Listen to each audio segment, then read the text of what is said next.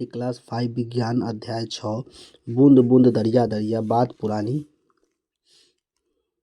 यह है 650 साल पुराने घर सीसर सर यानी तालाब। इसे जैसलमेर के राजा घरसी ने लोगों के साथ मिलकर बनवाया था। इसके दोनों तरफ पक्के घाट, सजे हुए बरामदे, कमरे, बड़े हॉल और न जाने क्या क्या था। यहाँ लोग मिलते जुलते थे, जलसे होते थे और गाने बजाने का प्रोग्राम भी होता था। इसके घाट पर बनाए गए स्कूल में आसपास के बच्चे पढ़ने आते थे। सभी इस बात का ध्यान रखते थे कि तालाब गंदा न हो और सफाई में भी हाथ बटाते थे।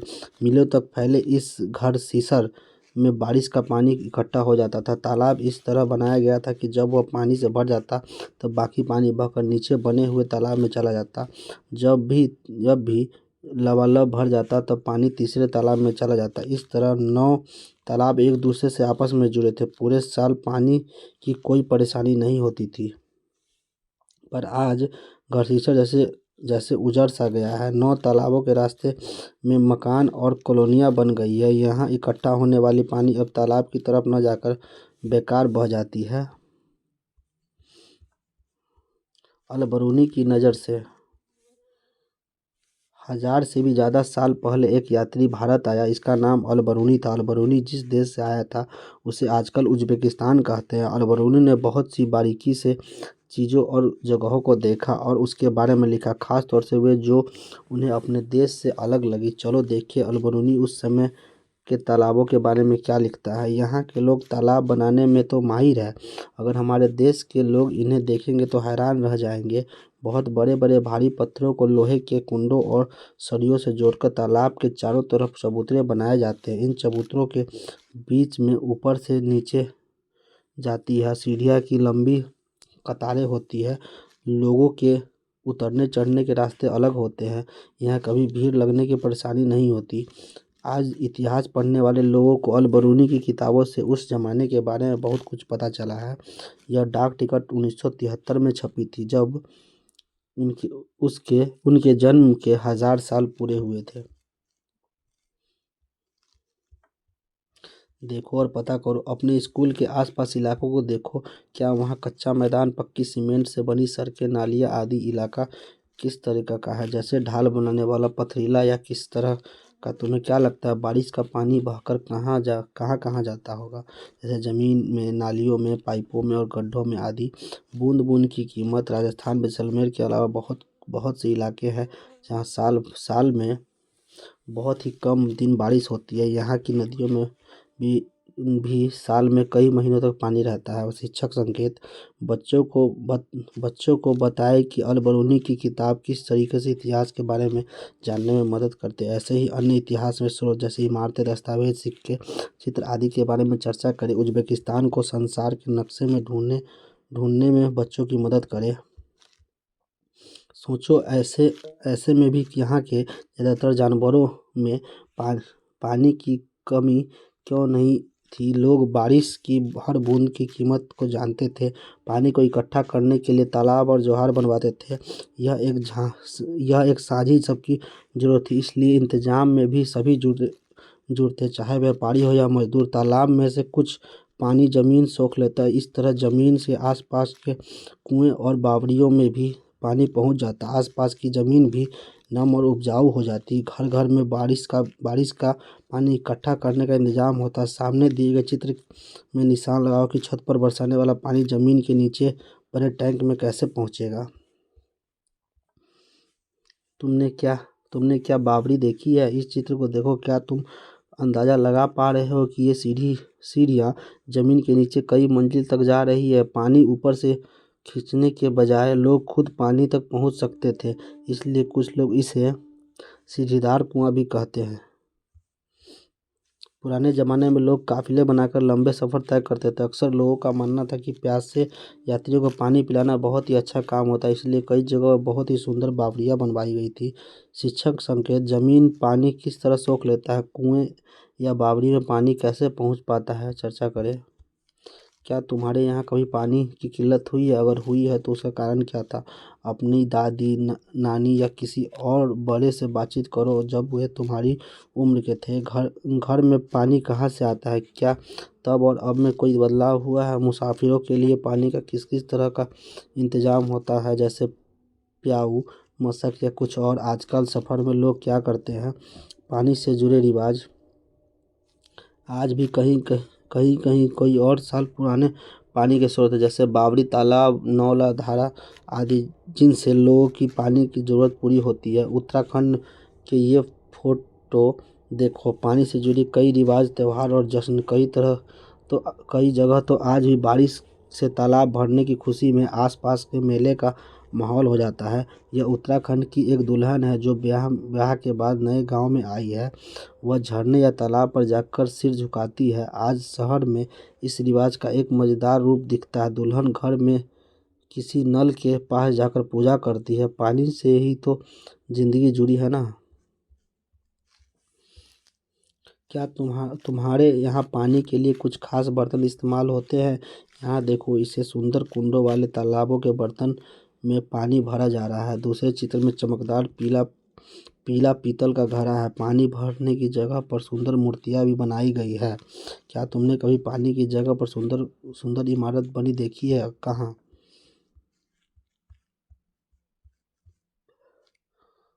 पता करो।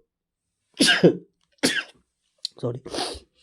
क्या तुम्हारे घर या स्कूल के आसपास तालाब, कुआं या बावड़ी बनी है? उसे देखने जाओ और पता भी करो यह कितना पुराना है, किसने बनवाया होगा, इसके आसपास किस तरह की इमारतें बनी है, पानी साफ है या नहीं, इस बात की इसकी सफाई होती है, यहाँ से कौन सा पानी भरते हैं, क्या कभी यहाँ कोई त्यौहार मनाया जाता है, पानी कहीं सूख तो नहीं गया? ज़रा सोचो, 1986 में जोधपुर और आसपास के इलाकों में जब सूखा पड़ा था, तब भूली बिसरी बावड़ियों को एक बार फिर से याद किया गया। मोहल्ले के लोगों ने है ना मिलजुल कर बावड़ी में 200 ट्रक से भी ज़्यादा कूड़ा निकाला। बावड़ी ने फिर से प्या प्यासे शहर को पानी पिलाया। इसके बाद चंदा भी मोहल्ले वालों के लिए दिया। कुछ साल बाद फिर से अच्छी बारिश हुई और पानी की परेशानी कम हुई, पर अब फिर से बावड़ी को भुला दिया गया है। चर्चा करो। पुनीता ने मोहल्ले में 2 पुराने कुएं हैं। उसकी दादी बताती है कि लगभग 15 से 20 साल पहले उसमें पानी था। क्या कुएं सूखने की कुछ वजह हो सकता है? चर्चा कीजिए। कई जगह मोटर लगाकर ज़मीन का पानी निकाला जा रहा है। तालाब जिनमें बारिशों का पानी इकट्ठा होता है अब नहीं रहे। पेड़ों के आसपास और पार्क में भी ज़मीन को सीमेंट से पक्के कर दिए गए। क्या तुम कोई और वजह भी सुझा सकते हो? हाल की बात, आज लोग पानी का इंतज़ाम किस किस तरह करते हैं, है ना? पृष्ठ 57 को देखकर चर्चा करें। तुम्हारे यहाँ किस तरह पानी आता है उस पर निशान लगाओ। अगर किसी अलग तरीके से आता है तो कॉपी में लिखिए। शिक्षक, पानी की सुविधा सभी को बराबर नहीं मिलती, इस पर चर्चा जरूरी है। साथ ही यह भी देखें कि कहाँ कहाँ से और किन परेशानियों से लोगों को पानी लाना पड़ता है। और जात पात का मुद्दा मुश्किल हो जाता है लेकिन ज़रूरी भी है। हमारे मोहल्ले में दिन में 2 बार जल बोर्ड का टैंक आता है। पानी के लिए लंबी लाइन लगती है और रोज़ झगड़े होते हैं। हम कुएं से पानी भरते हैं। पास के कुआं 1 साल पहले सूख गया, अब काफ़ी दूर चलकर जाना पड़ता है। कई कुओं पर तो जात के नाम पर पानी लेने भी नहीं देते। मेरे यहाँ दिन में आधे घंटे के लिए पानी आता है। हम लोग दिन भर के इस्तेमाल के लिए टंकी में पानी भरकर रखते हैं। हमारे यहाँ पानी यहाँ से आता है। हमारे यहाँ दिन भर नल से पानी आता है। हमने जल बोर्ड पर पाइप के टुल्लू पंप लगाया है। कोई परेशानी नहीं है। हमारे घर में बोरिंग के पाइप से मोटर लगी है, लेकिन बिजली ही नहीं होती तो क्या करें? मेरा यहाँ हैंडपंप लगा है, लेकिन उसका पानी काफ़ी खारा है। पानी के लिए तो पीने के लिए तो पानी खरीदना ही पड़ता है। हम नहर से पानी भरते हैं। चर्चा करो। ज़िंदगी का हक तो सभी का है, फिर जीने जीने के लिए या पानी भरने के लिए पानी मिल जाए, यह कह कह कर यह हक हर एक को मिल रहा है। ऐसा क्यों है कि कुछ लोगों को तो खरीद कर ही पानी पीना पड़ता है? पृथ्वी पर तो पानी सभी का है, साझा है। कुछ लोग गहरा बोरिंग करके ज़मीन के नीचे ज़्यादा पानी खींच लेते हैं। यहाँ तक सही है। तुमने क्या ऐसा कहीं देखा है? कुछ लोगों को जल बोर्ड के पाइप में टुल्लू पंप लगाना पड़ रहा है। इससे दूसरे लोगों को क्या परेशानी हो रही होगी। तुम्हारा क्या कुछ ऐसा अनुभव है? बिल को देखकर बताओ। यह बिल कौन से दफ्तर से आया होगा? दिल्ली जल बोर्ड। तुम्हारे यहाँ अगर बिल आता तो कहाँ से आता? इस बिल में दिल्ली जल बोर्ड के नीचे दिल्ली सरकार क्यों लिखा होता है? बिल किसके नाम से है? कितने महीनों के लिए कितने पैसे देने पड़ते हैं? क्या तुम्हारे यहाँ पानी के पैसे चुकाने पड़ते हैं? क्या तुम्हारे यहाँ अलग अलग इलाकों में पानी का रेट अलग है? बड़ों से पता करो। यह मुमकिन है। आज कई संसार पानी के इंतजाम में लगी है। ये लोग बुजुर्गों से मिलकर यह जानने की कोशिश करते हैं उनके ज़माने में पानी का इंतजाम किस तरीके से थे। वे पुराने तालाबों को मरम्मत करते हैं और नए तालाब भी बनाते हैं। चलो देखें तरुण भगत संघ नाम के एक संस्था ने दरकी माई की मदद कैसे की। ये है दरकी माई। राजस्थान के अलवर ज़िले में एक गांव में रहती है। इस गांव की औरतों का पूरा समय घर के कामों और जानवरों की देखरेख में चला जाता है।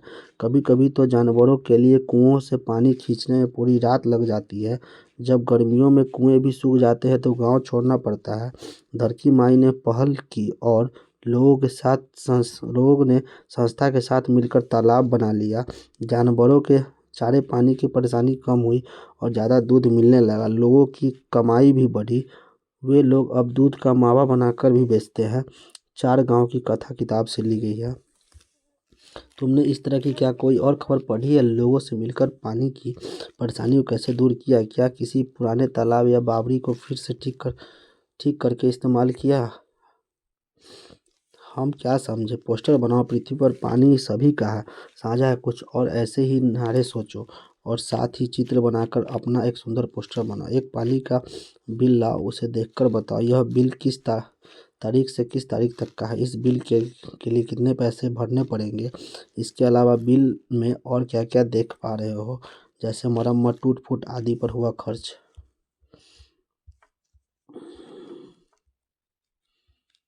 Thank you.